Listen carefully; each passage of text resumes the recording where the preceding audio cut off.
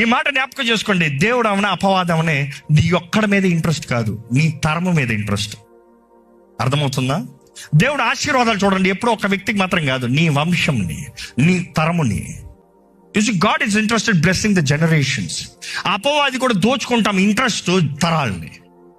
దేవుడు నీ తరముని ఆశీర్వదించాలండి. 1000 నీతిమంతుడు తరము 1000 తరములు ఆశీర్వదించబడతాయంట.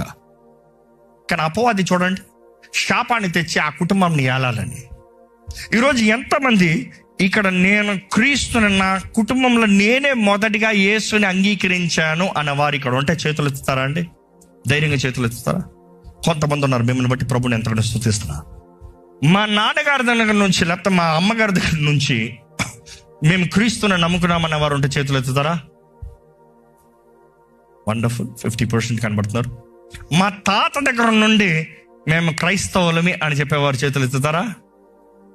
ఓకే, ఒక 10 తరాలు ఎక్కడ ఉంది? సరే, 10 తరాల నుండి మేము క్రైస్తవులు అని చెప్పేవారు చేతులు ఎత్తండి. ఏమో 10 తరాలు మనకు తెలియదు కదా. మన తాతగారి పేరే మనకు తెలియదు. మీకు తెలుసా?